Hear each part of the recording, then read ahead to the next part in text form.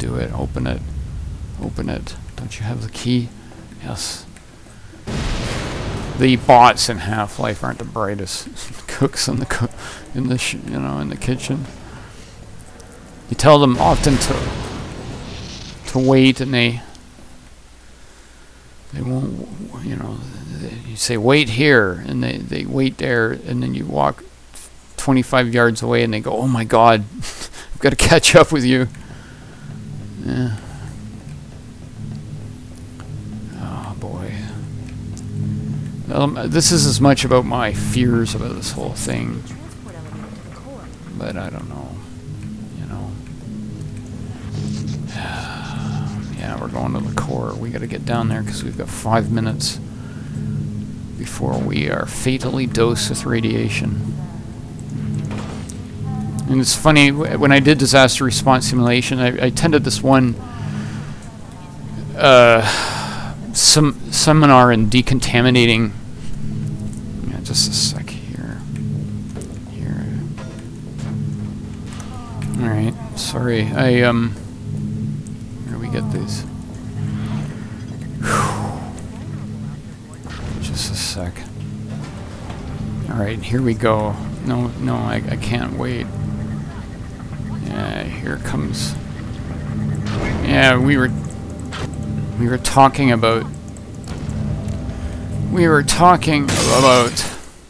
hazards like this. I was talking about Pronto. I was saying that it was a condemned facility. You've got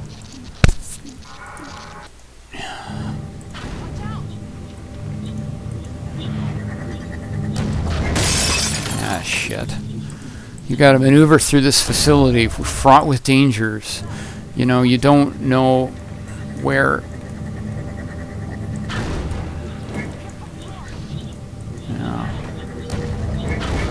You don't know what's stable, what works, what doesn't. You've got a spaghetti of equipment. And shit could fucking kill you at any time. Oh, damn it. Let me get past this. Seem to be doing alright here. Okay, we gotta get down to the core. Fortunately, we don't have gravity guns in the real world. Well, but there are many weapons that we do have. It's very important to stay cool in a disaster. Very, very fucking important to stay cool in a disaster. And what else is important is that you don't. There's something they call in hospitals mass provider incident. It's a situation where you've got so many people rushing in to help that it causes more problems than it solves. What do? I bounce this in here maybe? Yes. Okay, now I got more of these things to deal with. It's such a prevalent problem. I meant this neurosurgeon, or pardon me, trauma surgeon. Shit, trauma surgeon. Name Asher. Well, anyway, I won't. He was a trauma surgeon who was on the Code Orange project that I worked on, and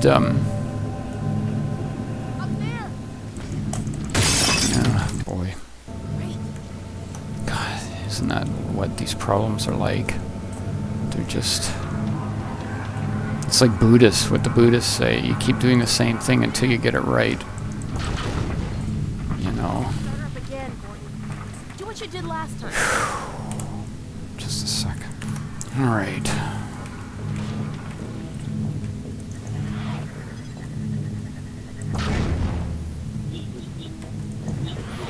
Mass provider incident.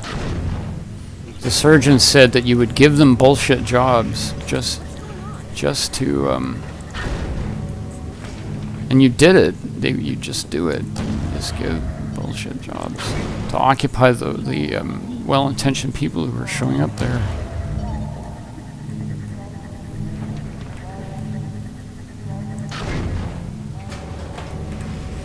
The that's the thing, right? You know, on one level, you've got to wait for help because leadership is local. That's a principle of disaster response management. Leadership is local. That means you wait for the call. God. You don't go rushing in and telling people on the scene what to do. On the one hand, they're the ones who are intimately familiar with the problem. They know every friggin', what am I doing here? They know every nook and cranny, every idiosyncrasy of the system. You know, you've got to work with those people, but at the same time, you know, sometimes you've got to fucking push for hardcore honesty. You gotta wake people up. You gotta be coercive and controlling. How do I do this? Yeah, you gotta do that. Now I gotta rip this stuff away so I can get this in here. Alright, now we gotta deflect another piece of more machinery.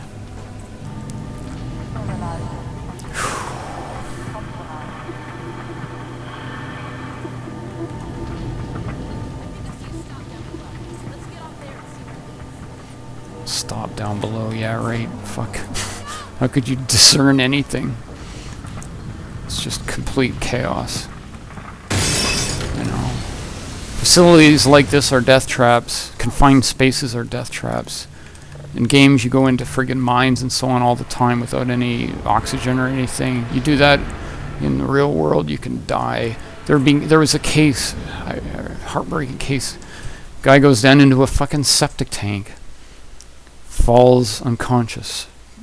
Let's go, falls in the septic tank. Another guy goes in after him, falls unconscious. Let's go. 4 people go in. All died. Confined space hazards. There was a place at Pronto Mines we didn't go to. You could see it from the top of the pit head. It was really cool. Like, pit head. Like an old mining... It was like the mining tower. You get up... I think there was a hawk's nest up there. Anyway, from up there you could see there's this zone out behind, and there was a tailings pile there. You just a sec. And to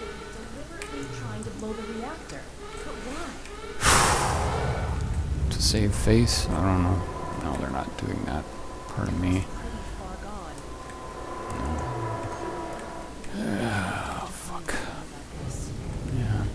Fukushima. Oh man. The black heart of science. Where, you know, it takes a special kind of person to make no assumptions and to ignore all those faculties of themselves that want to listen to their imaginations and just stick to the facts. The only problem is when it comes time to doing something. They have a saying in emergency medicine, by the time you've diagnosed the problem, the patient is dead.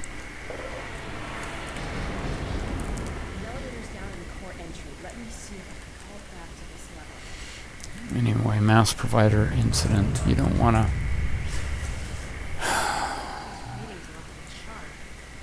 The urge to morally lynch the people who are responsible will cause more destruction, more damage than it will help. You must put that behind you, and you have to work with the people. They know what they've done.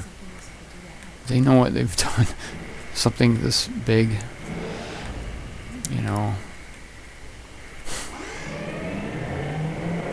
Many of them will die. They will die to fix that problem. I don't know. Do your own assessment. Make up your own mind. That's what I think it is, though. Yeah, that's what I think it is. How do I get this thing going? Right, I have to... Yeah. Fukushima. Okay, how did that work? God, puzzles. these systems work. I can't remember this very well. I'm not the best. Now, there's another one to activate. Oh, right. Hopefully I can get across here. No, I can't. Oh, Jesus. If you were a crew of people going in, and it would very much be like this, in a situation like this, each time I die, that's a man who goes down and dies in this situation. He dies and a man behind him sees the problem and goes forward. That's what they did in D-Day. D-Day in Omaha, by pure chance, the beach that they were at, the Germans were having a friggin' invasion exercise, so they were already deployed. Yeah, brother. So they got caught in a kill zone. Just huge numbers of casualties. You gotta take these stupid things out. Right. And the way they cleared mines was they went single file. One man went forward, cleared the mine. As soon as until he hit a mine, blew the leg off, maybe killed him. And then he went down, and then the next man went forward. But they had to do it because they were trapped in the kill zone. They had to get out of the kill zone. I'm missing one. So what's the kill zone of a nuclear reactor? It grows bigger and bigger the longer it's left uncontained. God help us if it turns into a smoking pit of burning plutonium. God help us. Okay, what do I do here? What do I do here? I climb this ladder. You gotta find the solution. I think a really good movie for a situation like this is Das Boot. Das Boot. These German U-boat guys trapped on the bottom of the ocean. You know, maybe if they can't find the core, maybe it'll burn itself hot. Maybe it'll melt down to the point where rock starts to become more elastic, more plastic, and the natural movement of the earth. Maybe an earthquake will help us. It'll a core that's somehow I doubt that, but if the core went down deep enough, maybe it would. One of these balls to run, can't run. Maybe it would act like a natural containing device. I remember an idea, maybe if they could put huge seismic charges around crust. Yeah. And maybe that would blow it shut on top of itself. I don't know. Maybe they should start bombing it with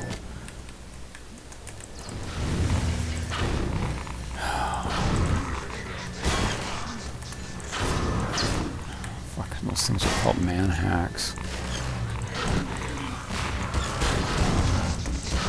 Okay, I gotta get moving here. Yeah. Right. Okay.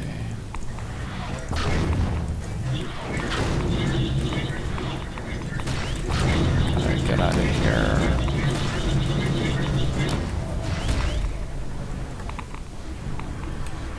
It's like a puzzle. Get out through here. Whew. Let's save. Did I save? Oh shit, I'm crashing here.